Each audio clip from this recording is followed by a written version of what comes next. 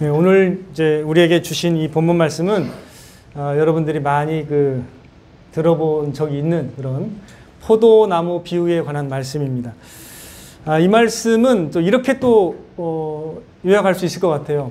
이 말씀은 예수님을 믿는 사람들이 예수님과 어떠한 관계에 있는 존재인지, 그리고 더 나아가서 그 예수님을 믿는 사람이라면 어떻게 살아가야 되는 것인가에 대한 굉장히 중요한 기준을 설정해주는 그런 말씀이라고도 이렇게 얘기할 수가 있을 것 같습니다. 1절 이제 말씀에 보면 이제 딱 그 비유의 설정이 나와요. 나는 참 포도나무요, 내 아버지는 농부라. 그러니까 예수님, 우리의 예수님, 주님은 참 포도나무로 이제 비유되는 거고, 하나님 아버지가 이제 농부로 비유가 되시는 겁니다. 자, 우리는 이제 5절에 있죠. 우리는 뭐죠? 우리는 뭘로 비유되고 있어요? 5절에 보니까 가지로 이제 비유가 되고 있죠. 우리는. 그래서 이제 2절을 보시니까 물은 내게 붙어 있어 열매를 맺지 아니하는 가지는 아버지께서 그것을 제거해 버리시고 무릇 열매를 맺는 가지는 더 열매를 맺게 하려 하여 그것을 깨끗하게 하시느니라. 농부이신 하나님이 하시는 일을 이제 간단하게 이제 비유적으로 설명을 하고 있습니다. 뭐 정원사든 뭐 농사를 짓는 사람이건 이게 이제 예를 들면 이제 포도나무였다면 이제 포도나무가 열매를 잘 맺도록 이렇게 그런 가지치기도 하고 뭐 이런 활동을 하죠. 이제 이걸 이제 이렇게 비유로 이렇게 설명하고 있습니다. 결국 이렇게 하는 것은 이제 열매를 잘 맺도록 하기 위해서 이렇게 하시는 거고, 또 쓸데없이 이제 영양분이 흐르지 않도록 열매 맺지 못하는 가지는 아예 그냥 가지를 제거하는 것이죠. 자, 3절 말씀을 보시면 너희는 내가 일러준 말로 이미 깨끗하여졌으니 이렇게 또 말씀하고 있습니다. 좀 갑자기 이제 이게 어려워졌죠. 비유가 갑자기 내가 일러준 말로 이미 깨끗하여졌으니 이거는 이제 이렇게 이해하셔도 됩니다. 자, 우리가 어떻게 이제 의롭다함을 받죠? 예수님을 믿음으로, 그 진리의 말씀을 믿음으로, 복음을 믿음으로 의롭다함을 받는 거잖아요. 이제 그와 같은 걸로 생각하셔도 됩니다. 예수님을 믿는 사람은, 예수님이 전하시는 진리의 말씀을 믿는 사람은 사실은 죄 용서를 받고 의롭다함을 받는 거기 때문에 이렇게 말씀하실 수가 있는 것입니다.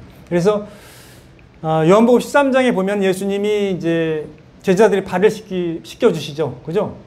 발을 씻겨 주시는데 이제 베드로가 처음에는 거부하다가 내가 너희의 발을 씻기면 내가 너희와 아무 상관이 없느니라 이렇게 말씀하시니까 그러면 다 씻겨달라고 이렇게 얘기하죠. 그때 이제 이미 이제 발을 씻김을 받은 사람은 이제 깨끗하기 때문에 이제 씻지 않아도 된다 이렇게 이제 말씀을 하셨단 말이에요. 그 비유가 이와 같은 거예요. 믿음으로 의롭다함을 받는다라는 것을 이제 상징하는 그런 표현입니다. 자, 그 다음에 4절 넘어가게 되면요. 4절 말씀을 보시면 이렇게 말씀하고 계십니다. 내 안에 거하라 나도 너희 안에 거하리라. 가지가 포도나무에 붙어 있지 아니하면 스스로 열매를 맺을 수 없음 같이 너희도 내 안에 있지 아니하면 그러하리라. 이렇게 말씀하고 계십니다. 자, 이것은 제자들을 향해서 하신 말씀이죠. 예수님을 믿는 자들을 향해서 하신 말씀인데 내 안에 계속 거하라고 말씀하고 계십니다. 그리고 그러면 나도 너희 안에 거할 것이다. 이렇게 말씀하고 계십니다. 자, 이 말씀은 좀 우리가 좀 이렇게도 이해할 수 있을 것 같아요. 예수님과 신자와의 연합. 믿음으로 우리 그리스도인들은요, 예수님과 연합되었다라는 것을 이제 우리가 사실 믿어야 되는 거거든요. 그래서 여기에서는 그걸 말씀하고 있습니다. 조금 이제 비유가, 자, 우리가 생각할 때는 이제 비유가 많은 것들을 상상하게 해줘요. 근데 여기서 이제 몇 가지만 우리가 집중을 해보면 좋을 것 같아요. 첫 번째로, 신자는 누구와 연결되어 있는 거예요? 신자는 포도나무 대신 예수님과 연결이 되어 있어요. 연결이 되어 있습니다. 붙어 있어야 돼요. 근데 붙어 있다라는 건 뭘 의미하는 거죠? 가지가 포도나무가 이렇게 주는 영양분과 수분을 잘 흡수해서 어떻게 해요? 그 다음에 이제 열매를 맺도록 하기 위해서 그렇게 잘 연결이 될 뿐만 아니라 영양분과 수분을 잘 흡수해서 열매를 맺게 되잖아요. 그것을 이제 주님은 이제 말씀하시면서 그 상태를 계속 유지하는 게 뭐예요? 내 안에 거하라는 의미로 생각을 하셔도 될 거라고 저는 생각합니다. 그래서 연결이 되어 있어요. 연합이 되어 있어요. 이렇게 생각하시면 돼요. 그리스도인은 누구와 연합되어 있다고요? 주님과 연합되어 있는 겁니다. 그래서 신앙을 이렇게도 말씀드릴 수 있어요. 이 요한복음 15장을 근거로 신앙은 그리스도와의 연합으로 이해해도 됩니다. 그리스도와 함께 연합돼서 내가 연합된 존재고 또 연합된 자로서 살아가는 것이 신앙이구나, 이렇게 이해하는 것도 굉장히 좋은 이해입니다. 예. 자, 그렇다면 이제 그리스도인은 어떠한 존재인가, 그 다음에 그리스도인은 어떻게 살아야 하는가가 이 어떤 본문 말씀에 대한 이해에서 나올 수가 있는 것입니다. 자, 5절 보겠습니다. 이제 주님의 교훈이 더 이제 깊어지는데요. 자, 5절. 나는 포도나무요 너희는 가지라. 그가 내 안에 내가 그 안에 거하면 사람이 열매를 많이 맺나니 나를 떠나서는 너희가 아무것도 할 수 없음이라. 이렇게 비유로 말씀하시네요. 내가 포도나무고 너희가 가지이기 때문에 나에게 붙어 있을 뿐만 아니라 어떻게 해요? 너희는 나를 떠나서는 아무것도 할 수 없다라고 얘기하고 있습니다. 그래서 주님과 연합되고 주님과 연결되어 있어야만 너희가 열매를 많이 맺을 수 있다라고 말씀하고 계십니다.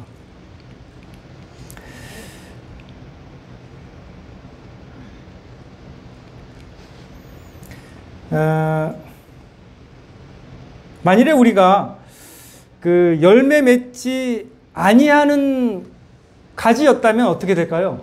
상상을 해보는 거죠. 어떻게 돼요? 농부이신 하나님이 어떻게 하실 것 같습니까? 만약 열매를 아예 맺지 않는, 붙어 있기는 한데 아예 그 상관이 없는 가지, 그러니까 아무 열매를 못 맺는 가지라면 어떻게 될까요?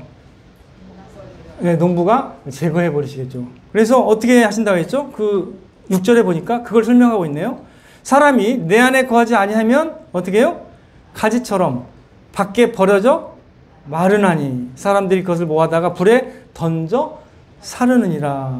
그러니까 포도나무 가지가 포도나무에 붙어 있어서 영양분을 잘 흡수하는 이 관계를 내 안에 거하는 관계로 말씀하셨는데, 내 안에 거하지 않는다 또는 이게 내 안에 거하지 않는다라는 말은 뭐예요? 가지가 잘려져서 밖에 버려져서 심판받는다라는 걸 의미하는 것이기도 해요. 그래서 이제 우리가 자 생각할 때, 그러면 신자는 어떤 가지인가요? 어떤 가지예요? 신자라면, 신자의 정체성을 예수님과의 관계로 포도나무로 이해한다면 진정한 신자는 어떻게 되는 사람이에요? 포도나무에 붙어 있는 사람이에요. 계속 붙어 있고요. 양분과 수분을 계속 빨아들이고 연결이 되어 있고 연합이 되어 있는 사람이라는 거예요. 그래서 계속 주님 안에 거하여서 열매를 많이 맺는 사람이라는 것이죠. 이게 바로 이제 그리스도인의 진짜 정체성에 대해서 그래서 말씀하고 계시는 겁니다. 그래서 여기서 더불어 주님이 이렇게 말씀하세요. 진짜 열매 맺는 삶이 어디에 있는지도 설명하세요. 우리한테 5절과 7절에도 동시에 계속 설명하시는데,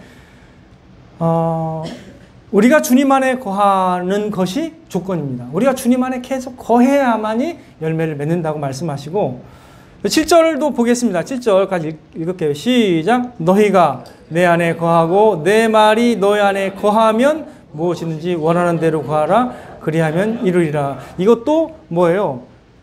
같은 관계예요. 우리가 주님과 연합되어 있어서 주님 안에 계속 거하면 우리가 주님이 원하는 걸 기도하게 된다는 거예요. 그러면 어떻게 해요? 내 뜻이 주님의 뜻과 똑같아지는 거예요. 그죠? 그러면 주님이 기뻐하시면서 그걸 이루어 주신다는 것입니다. 이게 되게 중요한 거예요. 그리스도와 연합되어 있는 사람은 기도응답이 많이 돼야 안 될까요? 네, 주님이 뜻을 원하기 때문에 기도응답이 잘 되는 거죠. 그죠? 그걸 말씀하고 계신 거예요. 그래서 그리스도인의 신앙생활은 무엇과 같은가? 저는 그리스도와의 연합이라고도 생각을 합니다. 그래서 우리가 이제 정리하게 되면 그리스도인은 예수 그리스도께 붙어 있어 예수 그리스도의 생명과 진리와 은혜를 공급받아 살아가는 존재라고 말씀드릴 수가 있습니다. 참된 그리스도인은 열매 맺는 포도나무 가지라고도 비유할 수 있어요. 자, 우리가 성경에 보면은 많은 비유가 있는데 농사꾼에 관한 비유가 많아요. 알곡과 쭉정이 비유도 있습니다. 우리는 그러면 참된 신자는 무엇으로 비유될까요? 알곡이죠. 쭉정이는 여러분이 보시기에 알곡하고 비슷해요, 안 비슷해요? 처음에 비슷해요. 근데 잘 구별이 안 되거든요. 구별하려면 어떻게 해야 돼요? 바람 부는 날 이걸로 이게 뭐라고 하죠? 이걸 전 잘 모르겠지만 그걸로 착히 해서 하면은 제가 하는 건 많이 봤거든요. 바람이 샥 불면 착 날아가요. 예. 그것 같아요. 그래서 우리가 이 포도나무의 비유에서는 참된 신자는요, 예수님께 딱 붙어 있고 연결되어 있고 연합되어 있는 그런 가지라고 이렇게 말씀하고 계시는 것입니다. 예수님이 이제 이런 말씀을 하셨어요. 요한복음 6장 57절에서 살아계신 아버지께서 나를 보내심에 내가 아버지로 말미암아 사는 것 같이 나를 먹는 그 사람도 나로 말미암아 살리라. 예수님을 먹는 그 사람도 예수님으로 산다라고 했습니다. 그러니까 우리는 누구로 살아야 되는 거예요? 누구로? 예수님으로 살아야 됩니다. 우리의 모든 자원은 예수님이 돼야 된다는 거예요. 그러니까 우리가 예수님의 진리와 생명을 받아 누려 나가서 살아가는 존재가 되어야 된다는 것이죠. 그리스도인의 정체성이 이러하기 때문에 그리스도인의 삶은 마땅히 누구 안에 거해야 되는 거예요? 그리스도 안에 거해야 되는 것입니다. 그래서 내 안에 거하라라는 말씀은 진짜 놀라운 초청의 말씀이기도 하지만 이미 믿음이 있는 사람에게도 중요한 말씀이에요. 이미 믿음이 있어. 이미 믿음이 내가 있고 주님 안에 있다고 하는 사람조차도 계속 주님 안에 거해야 됩니다. 왜? 오늘 하루 주님의 은혜 안에 거하지 않으면 우리가 제대로 살아갈 수 있어요? 없어요? 그게 안 돼요. 예, 저는 그 많이 경험한 것 같아요. 예, 그게 안 돼요. 그러니까 이런 거예요. 어제의 은혜로 오늘을 물론 좀 강한 영향을 받아서 살 수도 있습니다. 하지만 오늘 살아갈 때 또 오늘의 필요한 은혜를 또 주님으로 또 받아야 되는 것 같아요. 제가 보니까. 예, 우리가 연약하기 때문에 늘 시시 때때로 우리가 늘 주님께 의존하면서 살아가야 우리가 이제 든든히 서는 것을 저는 느낍니다. 결국 이제 사람들은 우리가 이제 어떤 사람들이지 간에 결국 자신의 정체성을 이렇게 드러내면서 살게 돼 있습니다. 우리가 외국 나가면 우리는 어떤 존재로 이렇게 각인될까? 어떤 존재로 인정을 받을까요? 외국 나가면 어떻게 돼요? 우리는 코리안이잖아요. 한국 사람이잖아요. 그게 이제 굉장히 큰 정체성이란 말이에요. 한국 사람. 예. 그러니까 결국은 그 정체성이라는 건 내가 어디에 속해 있느냐의 문제를 이제 밝혀내는 거잖아요. 예. 그 다 원래 그렇게 이제 살게 돼 있습니다. 자기가 어떤 정체성을 가진 사람인지를 이제 드러내게 되어 있는데 저와 여러분은 누구한테 속한 사람이에요? 그냥 일반 세상의 사람입니까? 아니면 주님께 속한 사람입니까? 예, 주님께 속한 사람입니다. 여러분들은 그리스도의 것으로 부르심을 받은 사람인 줄 믿으시길 바랍니다. 로마서 1장 6절입니다. 예수 그리스도의 것으로 부르심을 받았다라고 이렇게 편지하고 있습니다. 예, 사도 바울이 너희들도 예수 그리스도의 부르심을 받은 자라고 이렇게 표현하고 그 다음에 골로새서 1장 13절에 보면 이렇게 말씀하고 있어요. 그가 우리를 흑암의 권세에서 건져내서 그의 사랑의 아들의 나라로 옮기셨으니 하나님께서 우리를 누구의 나라로 옮기셨다고요? 주님의 나라, 그의 나라의 백성으로 소속을 바꿔주셨습니다. 우리는 하나님 나라의 하늘의 시민권이 있는 사람이고 주님의 사람입니다. 고린도전서 1장 30절 한번 찾아볼게요. 이거는요. 고린도전서 1장 30절. 예. 고린도전서 1장 30절. 예. 고린도전서 1장 30절입니다. 같이 읽겠습니다. 이 말씀을 듣기만 하셔도 됩니다. 시작. 너희는 하나님으로부터 나서 그리스도 예수 안에 있고 예수는 하나님으로부터 나와서 우리에게 지혜와 의로움과 거룩함과 구원함이 되셨으니 너희는 하나님으로부터 나서 어떻게 해요? 그리스도 예수 안에 있다라고 정확하게 우리 존재의 그 어떤 본질을 설명하고 있죠. 우리는 그리스도의 것으로 부르심을 받은 사람들입니다. 예수 그리스도께서 피값으로 우리를 사셔서 그리스도의 것이 되게 하셨기 때문에 우리의 진정한 그 정체성은 누구한테 있는 거예요? 그렇다면 주님께 있는 거죠. 주님께. 사람이 어디에 속해 있는지는 그 사람의 말과 행동을 통해서 다 드러나게 되어 있습니다. 나는 이런 사람이다라는 게 다 사실은 생각과 말과 행동을 통해서 드러나게 되어 있어요.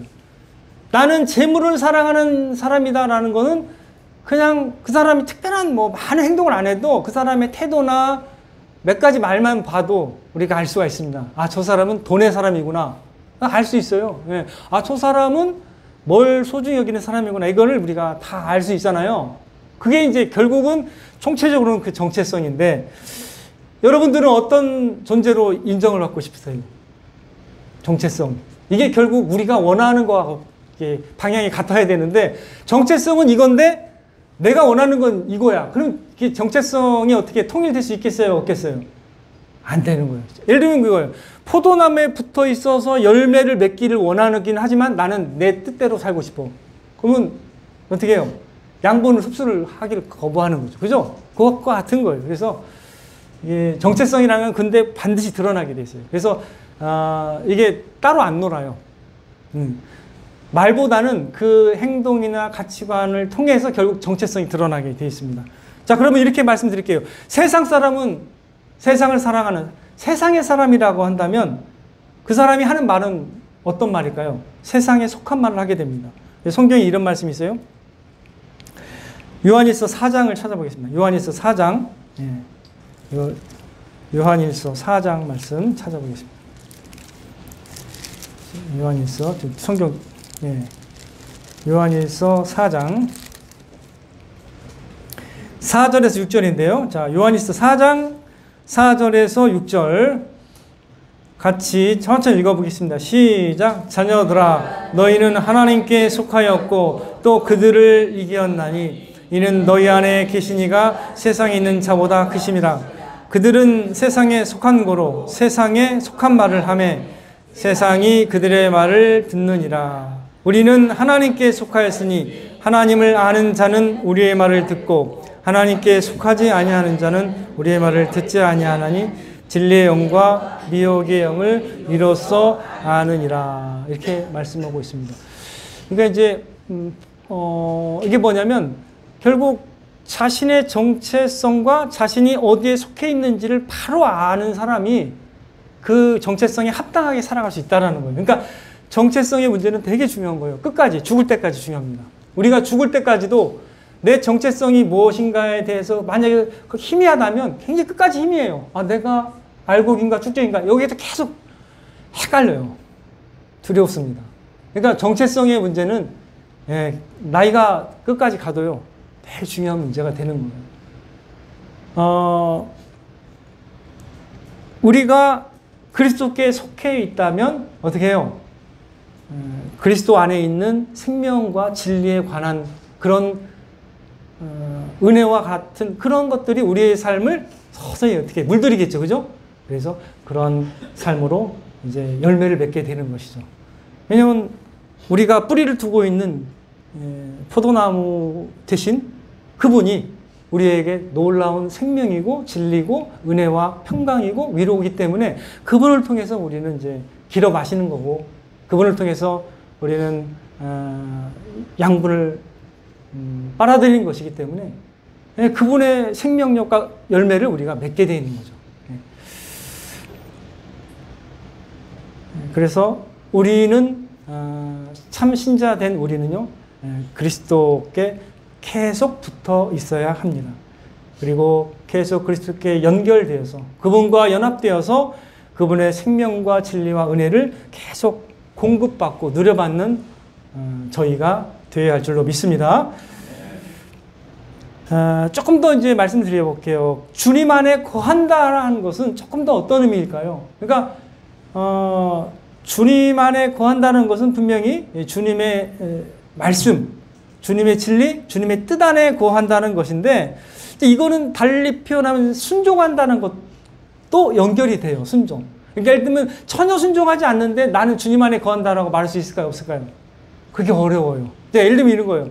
우리가 자녀 교육을 하는데 나 엄마 말 다 알아 하는데 결국은 어떻게 행동하지? 보통 아이들이 아는데 마음대로 하잖아요. 근데 그게 부모님의 뜻을 순종하는 거라고 결론 내릴 수 있어요? 없어요? 그렇지는 않죠.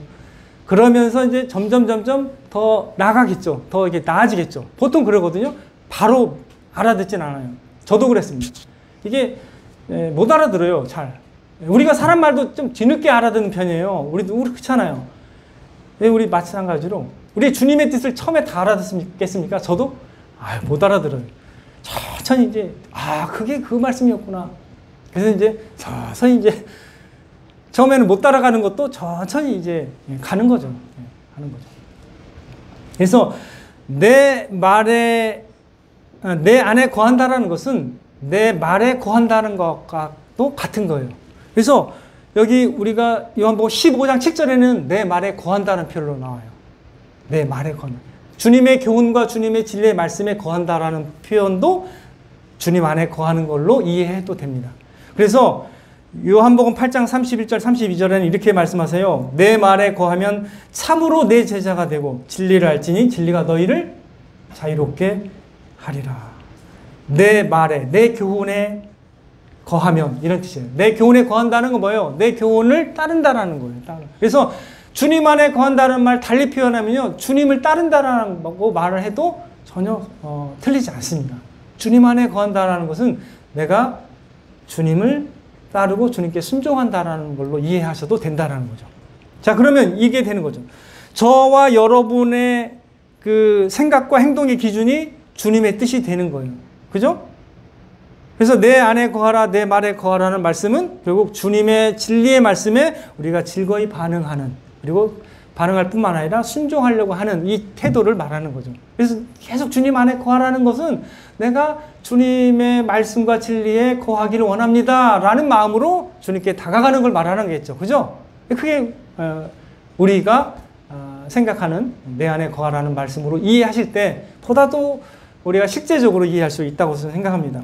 그렇다 보면 이게 되는 거예요. 우리가 원하고 우리가 사랑하고 또 우리가 우리가 원하는 대로 내 마음대로 하는 그게 아니라 주님이 기준이 되어서 우리가 조금씩 주님께 더 가까이 가는 거죠. 그죠? 그렇게 되는 거예요. 그래서 때로는 그게 좁은 길일 수 있습니다. 이게 주님 안에 거한다는 게 막 다 좋은 것만 있는 그렇게 느껴지지는 않아요. 때로는 그게 좁은 길이 될 수 있어요. 때로는 그게 십자가의 길이고 고난의 길처럼 느껴질 수도 있다라는 거예요. 예. 그럼에도 불구하고 내가 주님의 뜻이기 때문에 주님 제가 가기를 원합니다. 이런 태도가 내 안에 거하는 태도입니다. 이렇게 이해하실 때 우리가 참된 어떤 그리스도인으로서의 기본적인 삶의 자세를 계속 잃지 않고 믿음으로 계속 든든하게 서갈 수가 있는 것입니다. 이걸 만약에 우리가 붙잡지 않는다면 이게 이제 환상만 가질 수 있어요. 나는 그리스도 안에 있는 사람이다. 이런 생각만 하고 실제로 삶에 있어서 순종과 변화는 없는 사람이 될 수가 있는 것입니다. 주님께서 이제 이렇게 말씀하셨죠. 행함이 없는 믿음은 어떻게 해요? 죽은 믿음이다. 이렇게. 우리 김수영 지사님 잘 알고 계시네요. 입에서 딱 바로 나오셨어요. 행함이 따라가는 거예요, 원래. 하나님께서 진정으로 우리 마음을 변화시키셨기 때문에 서서히 따라갑니다, 이게. 바로는 되는 건 아니지만 서서히 주님의 뜻대로 따라가게 되어 있습니다. 자, 요한일서, 우리가 찾아봤잖아요. 요한일서 2장 6절 한번 같이 읽어보겠습니다. 요한일서 2장 6절. 예. 이게 중요한 구절이니까요. 예. 밑줄 잘 치시면 좋을 것 같아요. 자, 요한일서 2장 6절입니다. 함께 읽겠습니다. 시작. 그의 안에 산다고 하는 자는 그가 행하시는 대로 자기도 행할지니라. 명쾌합니다. 주님이 어떻게 해요? 주님 안에 산다라고 말하는 사람은 어떻게 해야 된다고요? 그냥 단순해요. 주님처럼 그냥 살려고 노력하면 되는 거예요. 주님 따라가면 되는 거예요. 예. 우리의 기준은 주님입니다. 예. 저와 여러분의 정체성은요, 주님께 있는 것이고, 우리의 존재는 결국 주님 안에서 발견되어야 됩니다. 요한일서 4장으로 갈게요. 조금 한 장만 더 볼게요. 요한일서 4장 17절. 네. 자, 이 17절인데요. 이 후반부만 잘 생각할게요. 주께서부터 읽겠습니다. 시작. 주께서 그러하심과 같이 우리도 이 세상에서 그러하니라. 주님이 이 세상에서 어떠한 모습으로 계셨느냐, 그 기준이 어떻게 해요? 이 세상에서 우리도 똑같은 기준이다, 이런 뜻입니다. 주께서 그러하심과 같이 우리도 이 세상에서 그러해야 된다는 뜻입니다. 그죠? 이게 우리의 정답인 거예요. 그러니까 우리는 누구를 따라가는 거예요, 지금? 주님을 따라가는 거예요. 주님을 믿고 따르는 겁니다. 그러니까 신앙은 이렇게 표현할 수 있는 거예요. 주님 안에 계속 거하는 거예요. 주님 안에 계속 거하는 겁니다. 예.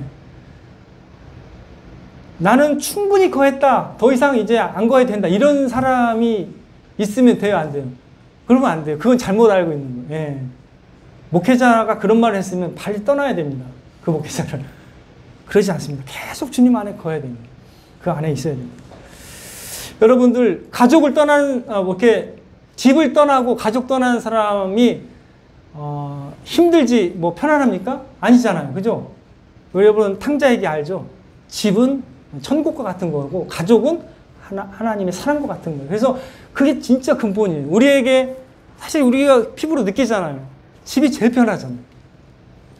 그리고 부모님이 계신 곳이 제일로 편안하잖아요. 예. 다른 데서는 막 이렇게 못 쉬는데 집에만 오면 쉴 수 있잖아요. 이게 놀라운 거거든요. 예. 그게 바로 우리의 고향과 같은 데가 주님이죠. 주님 안이 우리가 그렇게 놀라운 평안과 구원과 생명이 있는 것을 여러분들이 확신하시기 바랍니다. 참된 믿음은 그리스도와의 연합으로 인도합니다. 우리는 믿음으로 말미암아 주님 안에 있고 주님도 우리 안에 있게 되는 것입니다. 그래서 갈라디아서 2장 20절처럼 저와 여러분 안에 누가 사신다고요? 그리스도께서 사신다라는 것을 분명히 알고 확신하시기를 바랍니다. 그래야만 우리의 믿음이 흔들리지 않습니다. 우리는 그리스도와 연합된 사람이라는 것을 꼭 믿으시기 바랍니다. 세례는요, 우리가 그리스도와 연합되어 있다는 것을 공적으로 표하는, 인정하는 의식입니다. 예. 믿음으로 연결이 돼요. 다른 걸로 연결되는 게 아니라 믿음으로 연결됩니다. 그리고 서서히 삶에서 열매가 나타나는 거예요. 평안의 열매가 서서히 맺어지고, 예. 어떤 아름다운 열매들, 성령 열매들이 서서히 나타나는 거예요. 한 번에는 아니지만. 그래서 우리가 이제 그 믿음이 있으면 이런 어떤 열매들을 서서히 이제 맛보게 되는 것입니다. 그래서 여러분들이 지금 내가 당장 막 삶에서 놀라운 변화가 없다 하더라도 인내해야 됩니다. 하나님이 우리가 예수 그리스도를 믿고 영접을 하고 마음에 모셔드리면요, 하나님께서 서서히 역사하기 시작합니다. 그래서 아들이 있는 자에게는 생명이 있고, 어떻게 해요? 하나님의 아들이 없는 자에게는 생명이 없느니라. 이렇게 말씀하고 계시죠. 여러분들이 진짜 믿음으로 예수님을 영접하고 소유했다면 여러분 안에 뭐가 있죠? 영생이 있는 거예요. 주님이 있고 그리고 영생이 있는 거예요. 왜냐하면 이 생명이 그의 아들 안에 있다라고 증거하고 있습니다. 요한일서 2장 11절에서 13절은요. 이 생명, 이 영원한 생명이 누구 안에 있다고요? 예수님 안에 있는 거예요. 그러면 내가 예수님을 모시면 내가 무엇을 갖게 된 거예요? 영생을 갖게 되는 거죠. 그래서 아들이 있는 사람이 영생이 있는 거예요. 네. 주님 안에 영원한 생명이 있고 참된 안식이 있고 참된 기쁨이 있습니다. 그 주님을 내가 마음에 모셨다면 우리는 참된 믿음이 있는 사람입니다. 믿으십니까? 예, 그래서 그렇기 때문에 우리의 정체성은 주님 안에 있습니다. 그래서 주님께 늘 붙어 있고 주님 안에 거하시는 저와 여러분 되시기를 주님의 이름으로 축원을 드립니다.